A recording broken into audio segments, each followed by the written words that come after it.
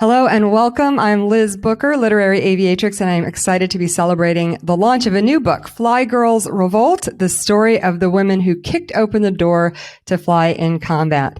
And I'm thrilled to have the author on. Eileen Bjorkman, welcome. Thank you, Liz. Thank you for having me on. No reason to stay on ground. Lift your hands and you can touch and fly.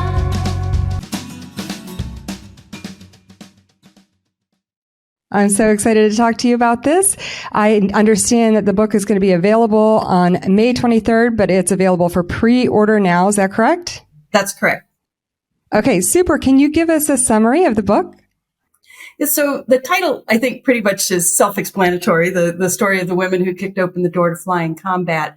The focus of the book is really the women military aviators of the 70s and 80s who made that final push to kick the door open. But it also includes, it starts back in World War II. So it includes the story of the earlier women who flew military aircraft, the WASP. I think most of your viewers are probably familiar with the WASP. And then it goes into the early days of women being members of the military after World War II through Korea and Vietnam. And then all of the movements that happened in the United States, the women's movement, how that contributed to women gradually gaining more and more rights within the military. And then eventually starting their training in the 70s and 80s.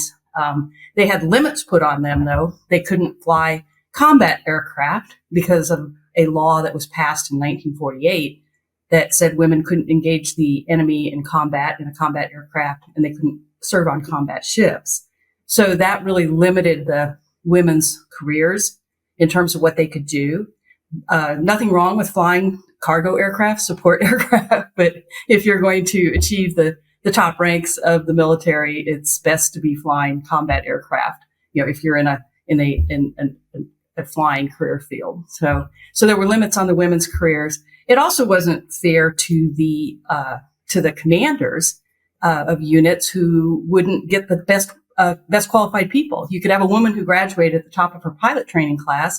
Normally, she would have gotten a fighter or a bomber if that's what she wanted to do, and she would, have to go off and fly a tanker or a transport aircraft. Again, nothing wrong with that, but you're not putting your best qualified people in your most demanding airplanes that way. So anyway, long story short, Desert Storm happened, a lot happened there, proved that women could do things, and then that eventually led to the legislation being overturned, and then the laws being overturned. Then a couple of years later, the policies changed, and women in 1993, we're coming up on the 30th anniversary, in fact, were allowed to start flying combat aircraft.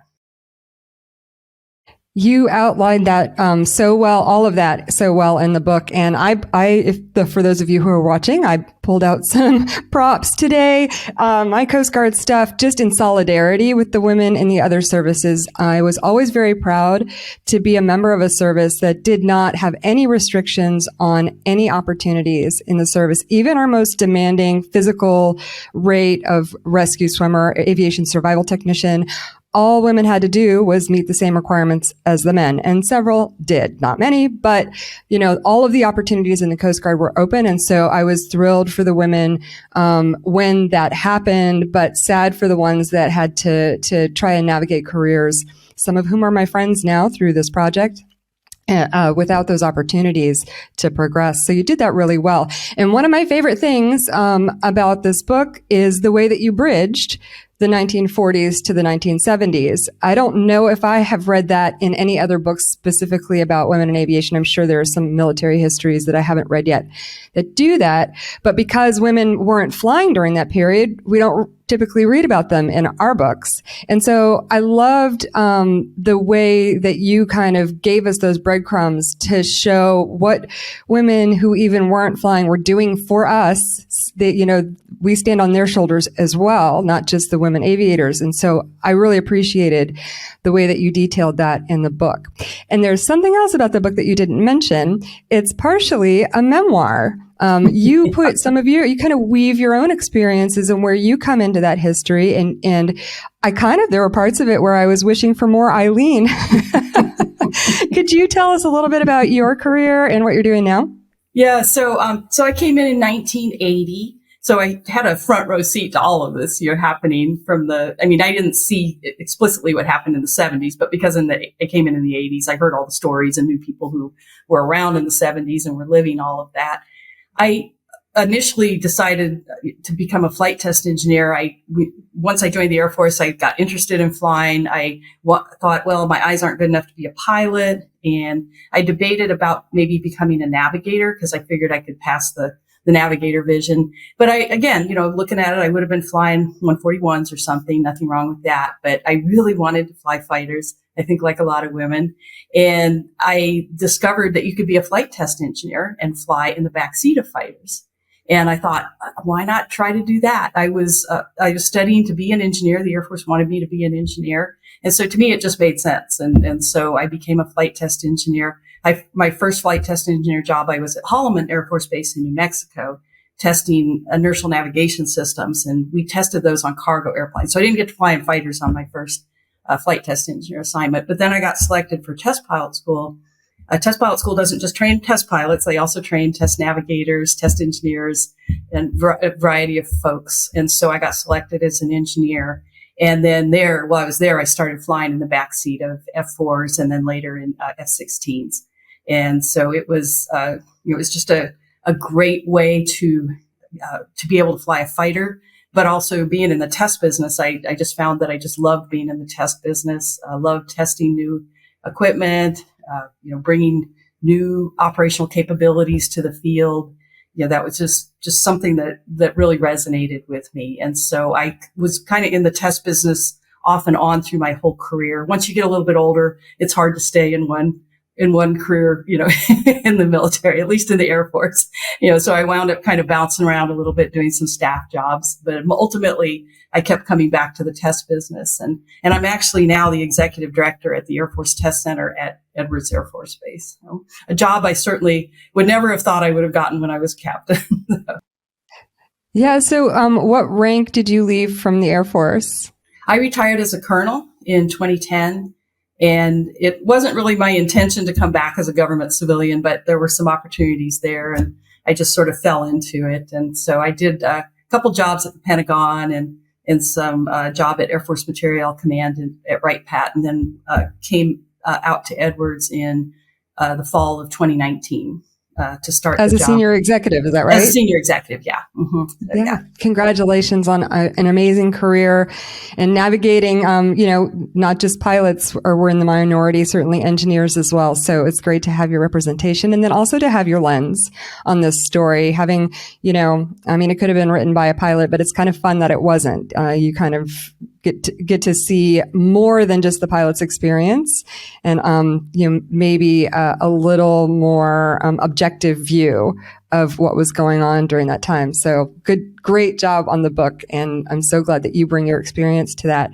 So why did you write the book? A lot of it was just that I didn't see anything written about women from our generation, my generation. Mm-hmm. I think you're younger than me. So, but I think you're kind of at the tail end of my generation. So yeah, I saw a lot of stuff about the WASP. There actually have been quite a few books written about the WASP. Even when I was younger, I knew their story. I think it's getting out there more and more, but there were books written about the WASP even when I was younger.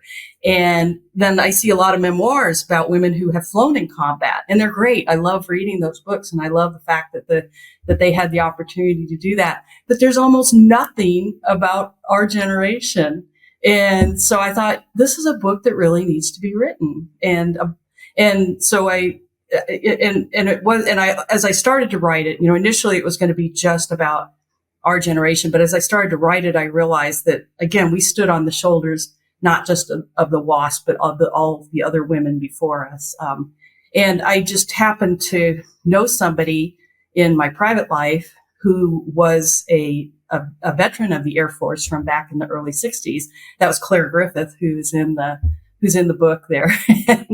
and it was just a coincidence. I mean, there weren't that many women that were in the military in those days. And it's just a coincidence that I happened to know her. And I realized that she had an amazing story too. And there were all these other stories. And so that's why I wanted to make sure that I didn't just capture our stories, but also captured that previous generation. Because like you said, we all stood on the shoulders of each other, and there were little gains made a little bit at a time. And I think that's kind of one of the themes of the book, is that this wasn't like all of a sudden people woke up in 1993 and said, oh, women should get to fly in combat. And it was just this gradual over 50 years, you're getting women more and more equal in the military and giving them more opportunities. And that was kind of the last big push, at least on the aviation side.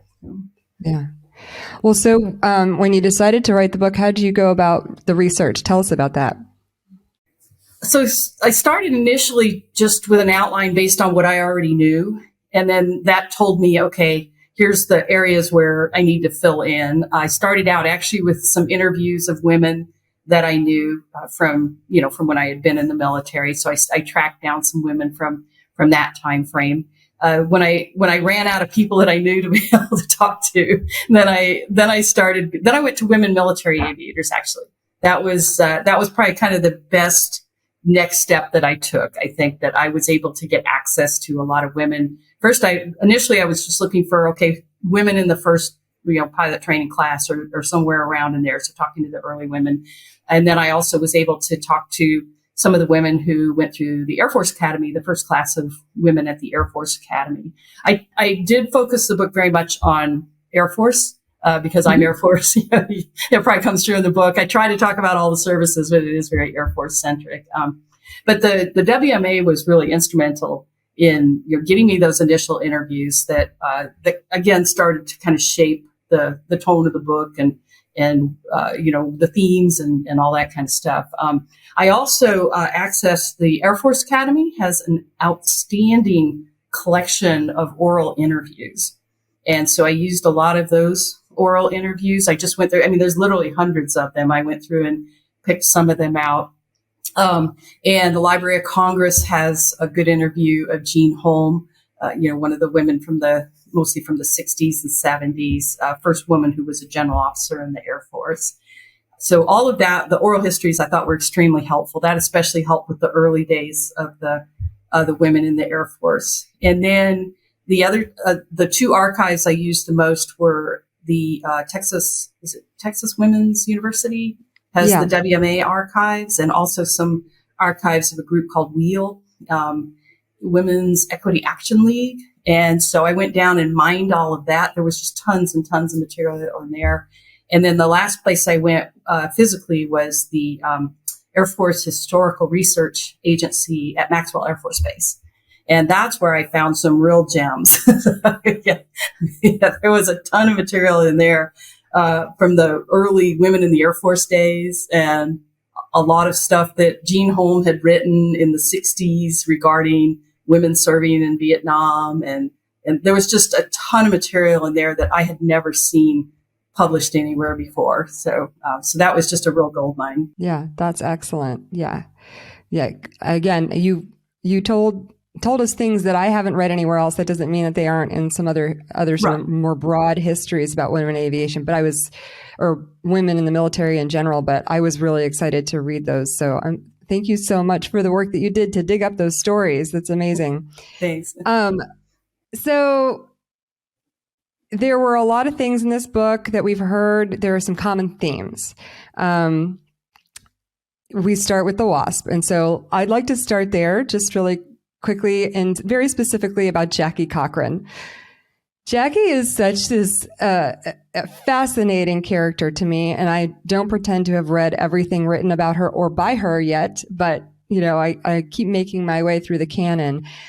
And I saw that you kind of came away there. Jackie can be very divisive in our community. There are some people who absolutely are just 100% diehard Jackie fans, and there are others who are extremely critical of her.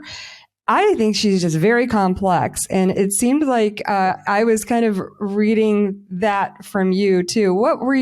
You kind of cover it in the book, but what were your impressions of Jackie Cochran overall? I think complex is the best term. Yes, I that's how I feel about her as well. She certainly did a lot for women in aviation. She certainly was an accomplished aviator. I would never take any of that away from her. But like you said, she was very complex. She often did things that were actually detrimental to women in aviation, I felt. So that didn't come through so much in the early days, the formation of the WASP and everything. Obviously, there were some rivalries there with Nancy Love. I think that comes through in pretty much any book that you read, or anything that you read about the two of them. So that's not just a cursory history. I tried not to dwell on that. I tried to just focus on the women actually doing what they did during World War II and not get into all the details of that. Yeah. So, but it was later. I was quite shocked to find out the study that she did in the early 50s about the women in the Air Force. She was extremely critical of what was going on. She didn't even do what she was asked to do in the study, and it caused this huge uproar, and it brought a negative light to the women in the Air Force that almost killed them. They could have easily just disappeared as a result of what she did. Fortunately, they didn't. I think there were enough people around that felt that they were necessary that they wound up surviving. But it was one of those things that you go, why did she even do that? Was it because she wanted to be in charge of women in the Air Force? Or she very much seemed to me like she wanted to be in control all the time. That came through with the space, the Mercury 13 as well.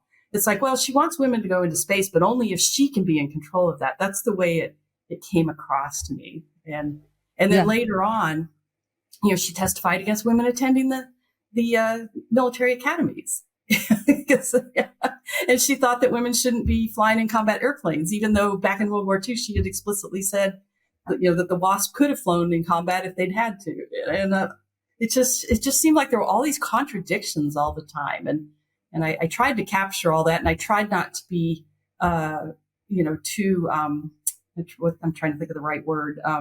I just tried to capture what happened, as opposed to. And not editorialize on it. Yeah. I tried not to pass judgment, but at the same time because I was always kind of I would say when I was younger, I bought into the legendary Cochrane, who grew up in poverty and all, and did all these amazing things, and then I start reading all this other stuff and I'm like, wait a minute. Yeah. Isn't that a heartbreak when someone is your childhood hero and then you find out who they really were? That happened to me recently. That happened to me recently about another aviator. And I was like, oh, that's a male. But anyway, yeah. Oh. Yeah. And one thing that happened, I didn't include this in the book, but one of the things I discovered was there was in her her second autobiography. So she's actually got two. So yeah, her second autobiography, she had a series of stories in there and I thought, this is awesome. It was just this really dramatic stuff. And I started to, use some of that material as kind of my introduction to her. But then when I went back, because I fact check everything, I don't just take what somebody says for gospel. Yeah. I go back and read the newspapers. I find the stuff, and there's no way what she wrote could have happened.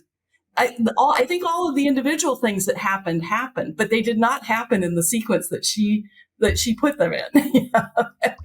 And when you put them in the right sequence, it was not nearly, it was still dramatic, but it was not nearly as dramatic as she made it out to be.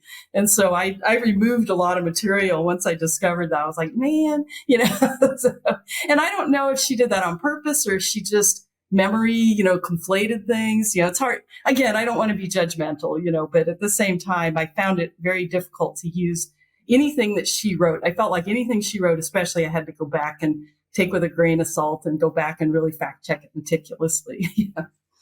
Yeah. Somebody did an icebreaker at a little pilots get together once, and they asked if you could sit down with any figure in aviation history, who would it be? And for me, it's definitely Jackie Cochran, but she would have to be honest about what her motivations were in every scenario. Right. Like, I want to understand, what are your motivations here? Because there were times when she was absolutely championing us and women's advancement, and other times where I thought she was pandering to societal expectations and the men's, opinions in order to maintain her status and credibility with them. So that would be a fascinating conversation. Yes. So, yeah, great. So are there any other things that you wanted to talk about the WASP in particular before we kind of move into some other topics? No, I can't think of anything. Yeah. Okay. Okay. Yeah. And so, you kind of already outlined this bridge that I mentioned from the 1940s into 1970s. And then we get women into the academies, we get them into flight training finally. And then I mentioned recurring themes before, and I'm just going to list a few that show up repeatedly and showed up, many of them in my own career. So, and some of them are a little edgy. So first of all, uniforms and PPE. That's an easy one, and that's pretty benign. I mean, even I was having problems with that. People still have problems with that in the services. It's just like, why can't we figure this out? We've only been doing this for more than 50 years at this point. But you mentioned your stories about bladder control and strategic dehydration, which I want to talk about a little bit more. Pornography and the very creative ways in which the women handled that. And crying. That was another thing that was really interesting that I don't think I've seen in too many other books, other than, maybe one of the authors saying, I didn't want them to see me cry. But so let's start with that. Let's start with the crying. I want to say, as someone who had moments in my career where tears came and I didn't want them to in that moment, and it was embarrassing, and I was, mortified that it happened.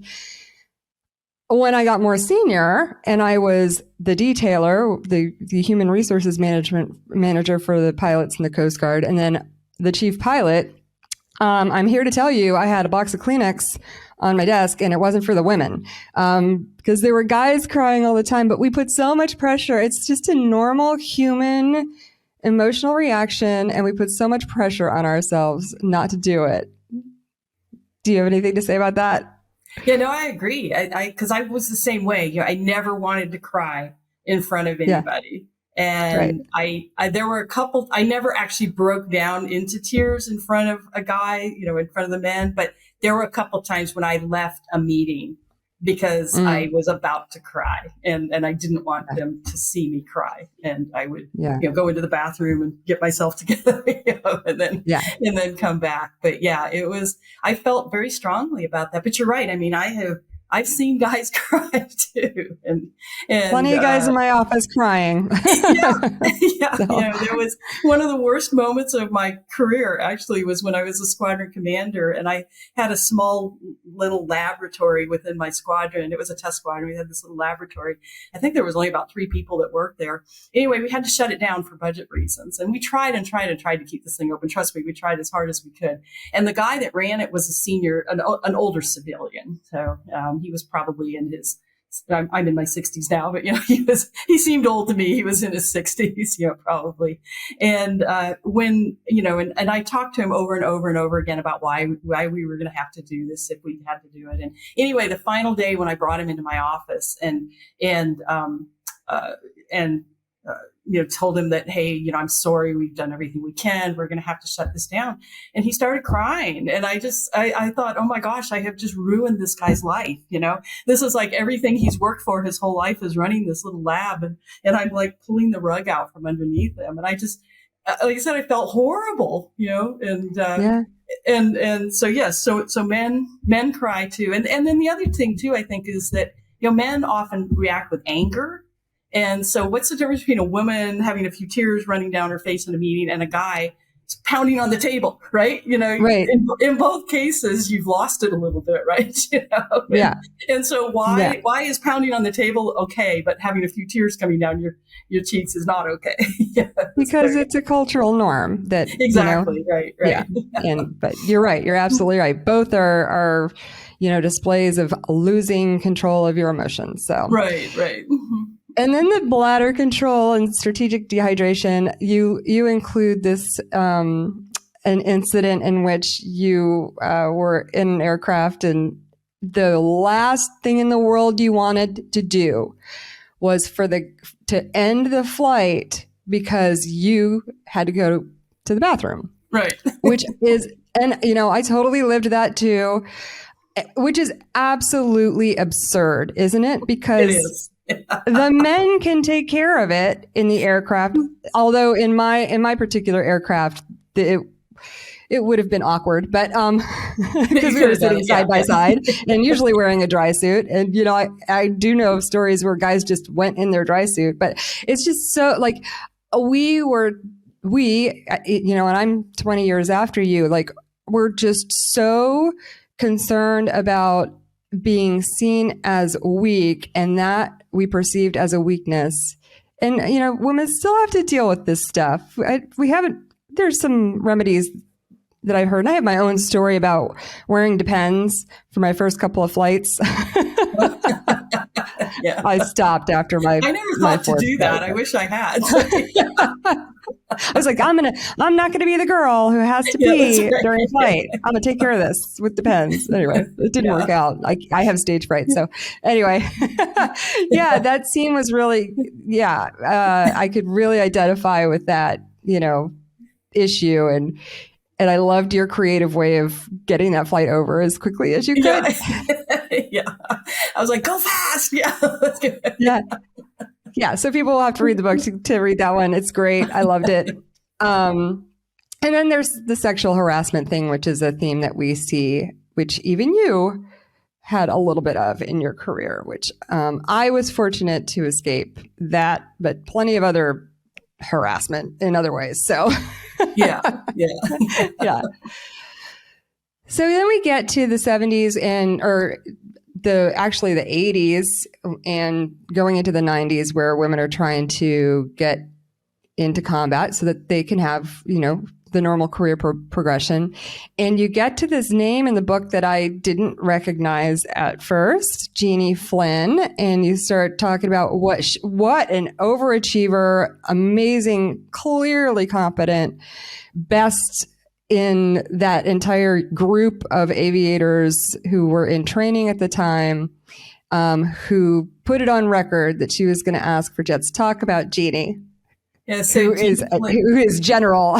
Yeah, she's now General Jeannie Leavitt. So yeah. So she came in, I think in 92, you know, or late 91, went to pilot training. And by then the laws had changed, but the policy hadn't yet. And she knew that. She did very well in her pilot training class. As you pointed out, she was the #1 graduate at Laughlin Air Force Base. And so the way they did it was, and I think they still do something similar. There were, I think, 4 pilot training bases, and they would go around to each pilot training base. The #1 from Laughlin would pick, then the #1 from Columbus, that sort of thing. So, and they did it over a phone. It was a big conference call that they did in those days. So they probably do it over Zoom now, but yeah, they did it over the phone in a big conference call. They all got together in a room, you know, in each location. And the way they would do it is Laughlin's turn. It was Laughlin's turn that time to go first. And then the next time they would have, like, say, Columbus go first or one of the other bases. So it was their turn. And she even told her wing commander she was going to do that. She said, I want to put down my marker. You know, I want to ask for a fighter. I know they won't give it to me, but I want to do that. And even though I think it really surprised everybody when she came on the line and said, I'll take the F-15E, you know, she's very confident about, you know, I'll take the F-15E. And it was actually, everybody knew it was, the senior people knew it was going to happen. The colonel that was on the other end, he was well prepared. You know, he wasn't like, you know, he had a little piece of paper he'd written something down on. Sorry, you can't do that, you know. And so, but they knew, you know, they said, hey, that was pretty gutsy. She put down her marker. And then when the policy changed, just a couple of months later, I think it was 3 months later when the policy changed, they went back and she was their #1 choice to bring back to be, you know, one of the first women fighter pilots. So her ploy worked. So yeah. Well, I feel very honored to, especially after reading that story, because I didn't know much about her, but I do see her like in the women military aviator circles, and I've talked to her a few times. And so it was just really fun to read that story and the stories of all the others. And I guess I do want to mention, I've said this before in the context of this sort of sister book to this, Wings of Gold, which was about the first naval aviators. And I do consider these two to be very complementary because you each cover different parts of this history and very well. But before I read Rings of Gold, and then you gave us a little bit more detail on this.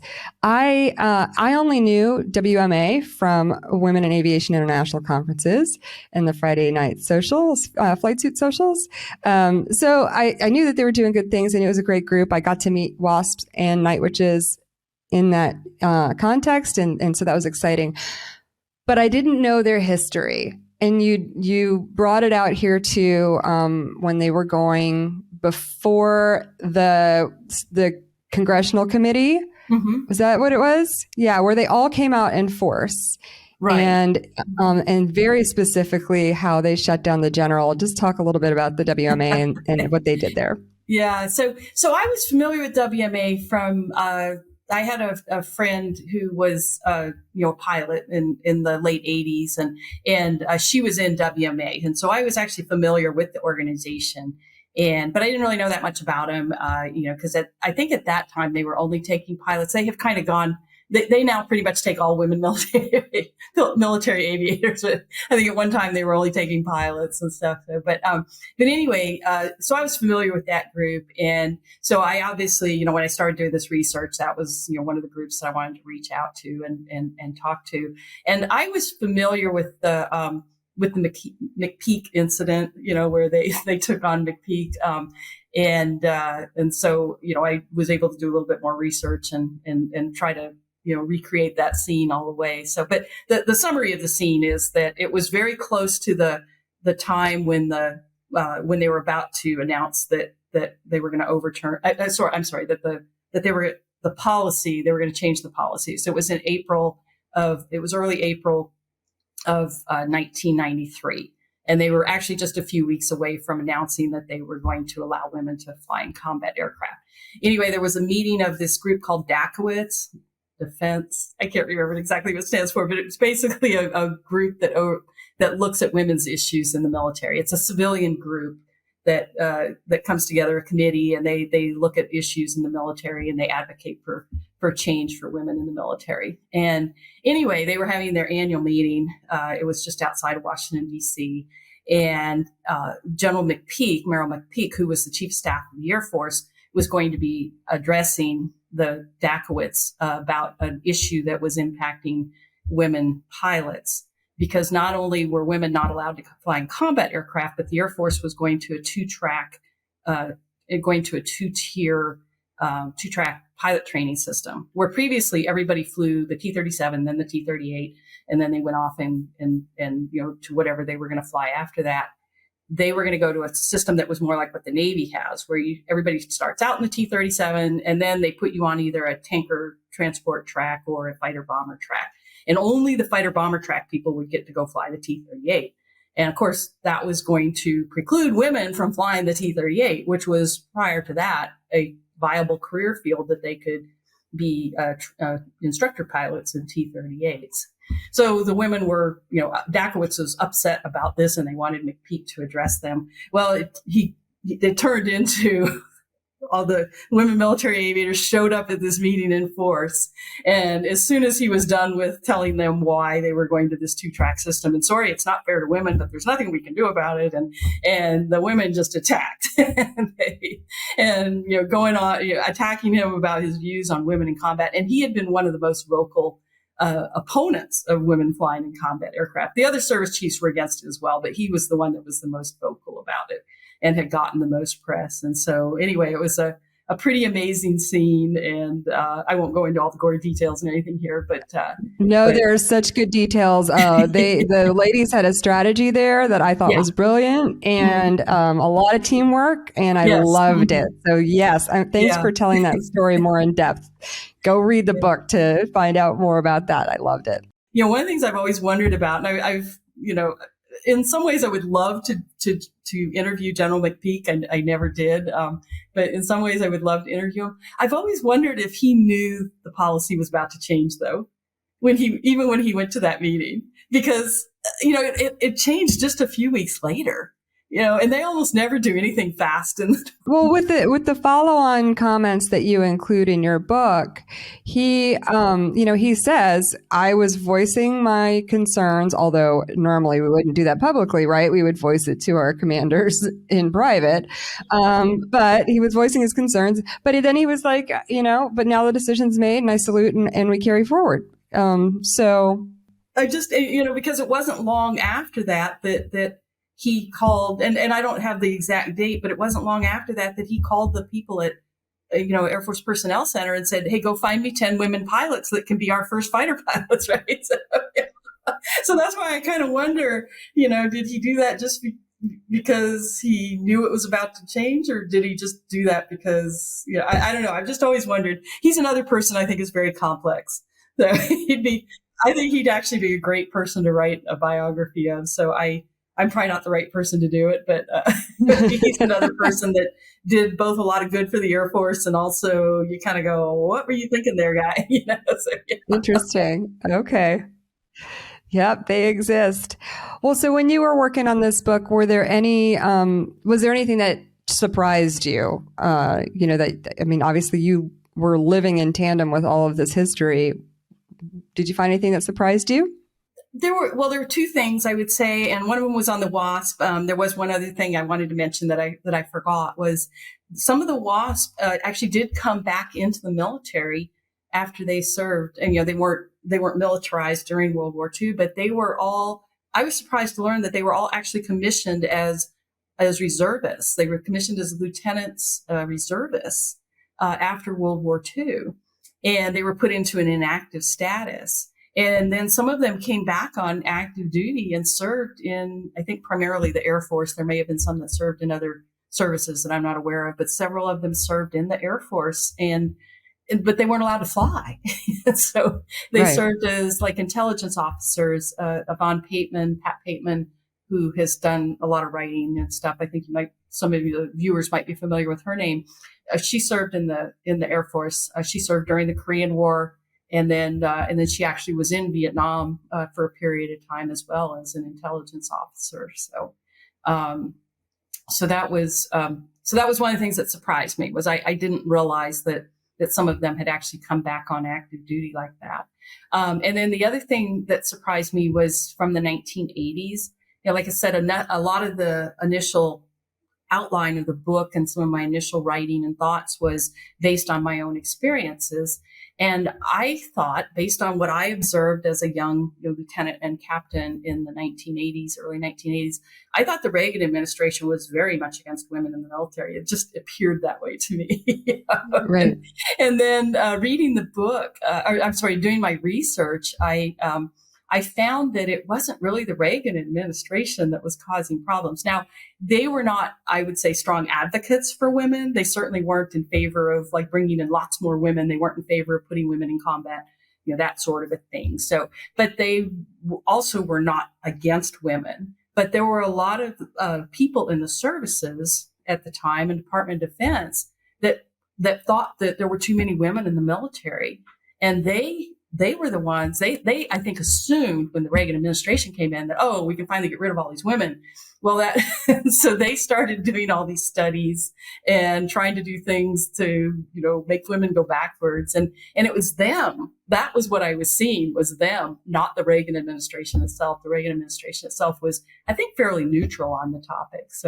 So I had to kind of recalibrate some of my, thinking about what happened in the 1980s, because I had just viewed it from this one perspective. And like I said, when I did my research, I learned that I was wrong. And so that was actually an interesting surprise. Yeah. Yeah, absolutely. Were there any other interesting details or stories that you would have liked to include that didn't really fit the story that you had to leave out? Oh yeah, there was a ton of stuff that didn't make it in just because, you just run out of room, right? I had about 80,000 words and I had to cut a ton of stuff out of the Vietnam section. There were just many good stories about women serving in Vietnam that I just could not possibly get them all in. And in some cases I cut material that is actually in other books. So, there's a book called Angel's Truck Stop, I think. So, That's a very good book about a woman who served. She ran the officers club over, I can't remember which base. It was one of the bases in Thailand. So she has Oh, wonderful, wonderful stories. And I had originally planned to include a little bit about her and her experience over there. But again, there just wasn't room. And she has a book out anyway. So I thought, well, people could read about it. Yeah. And that was some of the reasons I left some things out, was because I felt like, well, it is covered in other places. So, yeah. but it was really, really difficult. The Vietnam material was, I think and in fact, there are, I think, some books now coming out about women who served in Vietnam. So you're starting to see more of that, those women getting their due as well. And then Desert Storm as well. There were some great experiences in there that I had to cut out, just because, I mean, that chapter is already 10,000 words long. So Yeah. there are obviously quite a few things in there that I had to either just summarize or, cut out completely, because I just ran out of room. So, yeah. Is that in your back matter? You have great back matter, by the way. I always love back matter in books, and you've got a couple of appendices that I thought were really fun. One is talks about what a military career looks like for somebody who maybe doesn't know. I thought that was great. And then there's one that gives us the dates, like of major events, like a timeline. Yeah, unfortunately, that book is not in because I didn't actually use it. So I have a bibliography. So yeah, unfortunately, I did not list that book. So yeah. Okay, well, I'll get the title from you. Yeah, I was going to say, I think it's called Angel's Truck Stop. She's not a pilot, but she's working with all these pilots, Well, you've piqued my interest now in that period of history that is sort of a gap for women in aviation, but like their contributions again were what got us back in the door. So, so now I'm interested in that history too. So, even if they're not aviators, so it's okay. I do read other things. I know that sounds shocking. I do actually read other stuff than just women in aviation. So, this is not your first published book. You have a couple of others. Can you tell us about those? Yes, so they're not about women in aviation. So they don't totally qualify for your series here. The first book is called The Propeller Under the Bed, A Personal History of Home-Built Aircraft. And it started out as just a story about my dad, who designed an airplane when he was in college to set a world record, an aviation world record, a distance record. And it took him 50 years, but he finally got around to building the airplane and setting the record when he was 82 years old. And so he flew across the country from Everett, Washington to Fredericksburg, Virginia, nonstop, so setting that distance record. So it started out as kind of that journey, but it also weaves in the history of home-built aircraft in the United States, which really began in earnest back right after Lindbergh did his flight. There was sort of this aviation craze that took over the U.S., and so it weaves in that whole history from the late 1920s on, and I just was fascinated by how much the home building industry really influenced general aviation in the U.S. and just all of the innovation that's gone on in that industry for the last 60, 70 years. So it kind of weaves those two stories together. And then and I can imagine that book is very popular with the EAA, which I know you're a member of and participate in. Tell us about your involvement with EAA. Yeah, so EAA, Experimental Aircraft Association, they obviously focus on home-built aircraft, but they really are sort of an advocate for general aviation, in general. So they have a program called the Young Eagles program, where they fly young folks, I think up through 8 to 17 is the age group, to introduce them to aviation. So they're not just about advocacy for home-built aircraft and resources for home-built aircraft. They are like general aviation, trying to promote aviation in the United States. I've been a member for 30 years now, and I'd say about the last 10 years I've been more involved with them. Giving presentations at their annual. Their big fly-in they have the week-long fly-in in Oshkosh, Wisconsin. So if you haven't been, you need to go. I guess that's all on my list. It's on my list. Yeah, it's the most amazing aviation event on the planet, I think. So yeah, and I highly recommend going. And the other thing they have they call it Air Venture. The other thing they have at Air Venture now is Wednesdays. They have what's called Women Venture. And I've seen and it. I've been Yeah, involved in that for a few years. And they bring in women speakers. They celebrate women in aviation, basically. And that's they also awesome. now, they just started it last year. They have a separate tent or a separate area where they again, that is devoted to women in aviation. So That's they're great. doing a lot. They're doing their part to try to help bring more women into aviation as well. So. That's awesome. And then you have your other history book. Tell us Yeah, about so my that. second book was Unforgotten in the Gulf of Tonkin. And now I can't remember the subtitle, but it's basically the story of a rescue of a Navy pilot in Vietnam who was hit over North Vietnam, made it out over the Gulf of Tonkin, and had a pretty wild rescue. And so it's not just about his story, though. It weaves in two stories. It weaves in the history of combat search and rescue starting back in World War II and all of the events that led up to, how did all those people and forces get where they were to be able to rescue him that day? So it's not, his rescue drives the story, but it's not just about his rescue. And then it also is about not leaving people behind, is not just combat search and rescue. It's also MIAs, recovering MIAs, and then and PTSD, making people whole after they come back from war. So it kind of weaves all of those themes together. So you published these other two books in this one. Can you tell us a little bit about your writing and publishing journey and how that all worked for you? That started in 2012, actually. I was getting ready to leave government service for a bit, had about a year-long break there before I came back in. And I had always wanted to do some writing. I kind of figured it would be a technical book. And I wanted to write a book, actually. And I always figured it would be a technical book because I'd published a lot of technical articles over the years. But I had done some more what we would call creative writing back in my younger days. Even though I'm an engineer, I was always interested in writing. Oh. So the first thing I did was I took a couple of online classes from Writer's Digest. They were pretty inexpensive, but that kind of got the creative juices flowing. And it also showed me how much craft is involved in writing. Prior to that, I think I thought you can either write or you can't. And I would sometimes write things down and I'd go, that's terrible. I know it was terrible, but I didn't know how to fix it. Yeah, that's how I started. Right, yeah. So taking the classes and just the books, I mean, you can learn a lot about writing. There are tons and tons of books out there. So I had a few of the books. I took a couple of the classes, and the first thing I did was I actually wrote. I was like, okay, I want to start writing some articles. It's hard to just write a book. It's better if you can write some articles first. So I figured that out. So I wanted to write some articles. So the first article that I wrote was actually the story about getting stuck in the F-16 and having to go to the bathrooms. So that started off as an article. That's perfect. Yeah. So, because I told that story many times to people over the years, and actually, when it first happened, I didn't tell anybody about it. I didn't want to admit it. But, of course later not. on, Yeah. I thought this is kind of funny, and so I started telling people. Always laughed. So anyway, I wrote it down, and Air and Space Magazine has a section in it above and beyond that you can send them, that you can submit an article to, even if you're not a published author. It's kind of a there I was kind of thing.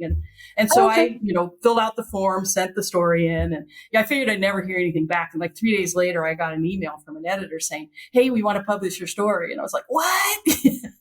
That's cool. Yeah. So that kind of got me started. And so that's one version of the story. It's a very edited down version that appeared in the magazine. It was quite a few years ago. So yeah.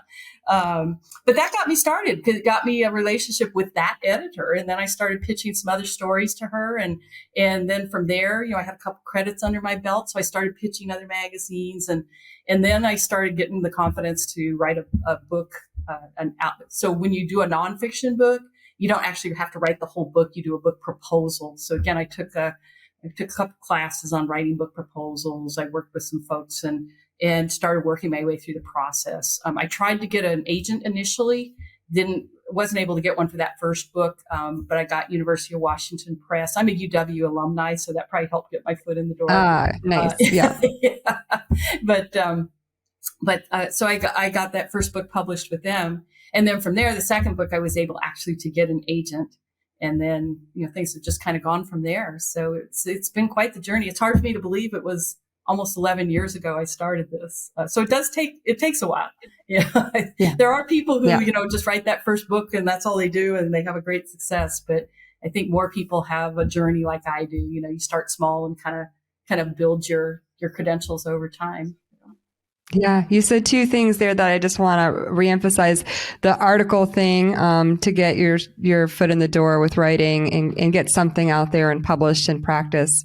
I started off that way with the Aviation for Women magazine. And because I established that relationship while I was on active duty and established some credibility with them, I was able to reignite that relationship when I started this project. And so, it gives me the opportunity to promote all of your books to their audience. So that's great. And, I'll keep working my way around the magazines and see where else I can get our stories out there.